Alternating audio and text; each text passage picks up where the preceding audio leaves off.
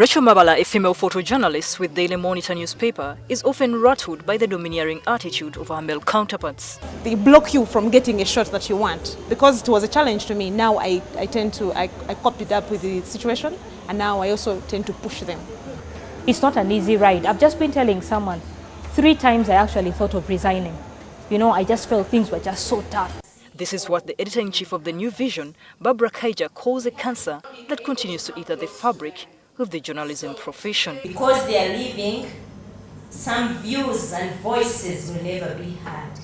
Kaija, who has scaled the lofty heights in a male-dominated profession, says female journalism practitioners always bring out the story of the underprivileged. It is so important that if there's going to be national development, women journalists stay in the newsroom. According to NTV's managing director, Age Konde, this is a challenge.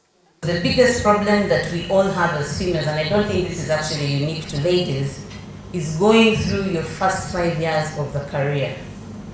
Is, do you know what to do?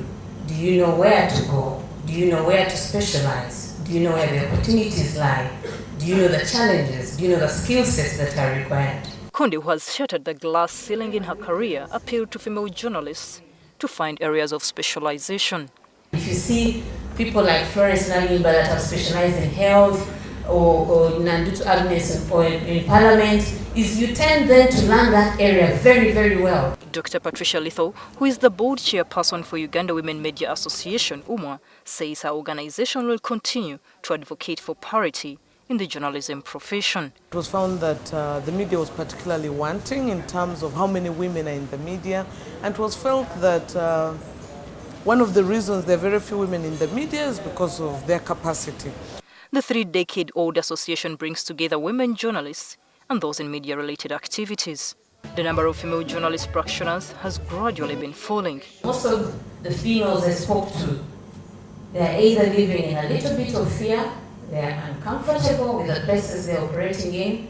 They're saying, I'm not even being paid enough, I work long hours, there's sexual harassment, there's discrimination, I don't get the big story. The association wants to bring this under control. There's a lot of gender blindness. People don't really know they're gender insensitive. The International Women's Media Foundation Global Report ranks Uganda highly when it comes to the issue of gender equality in journalism practice. There are about 48% female media practitioners. Granted, there are many challenges faced by women journalists in the country, right from their homes to their places of work. But the female journalists have been told to learn to stand their ground. I don't think the kind of job you have should dictate what you're going to do with the rest of your personal life. Josephine Karunji is an NTV anchor, news producer, reporter and video editor. She's proud of this versatility. To go into the field of media when you're a woman, you must be really brave, you must be willing to put in the hours, you must be willing to pay the price. Karunji says that many female journalists do not support each other, an issue which the NTV top honcho discouraged. As an association, this is something you need to invest in. However, when you leave, don't forget where you came from. You can still come back and mentor the rest of the people that you left along the ladder. Konde said often women are viewed by society from a narrow prism as non-confrontational, emotive and withdrawn. She asked female journalists to overcome such stereotypes and use them to their advantage. Florence Nalimba, NTV.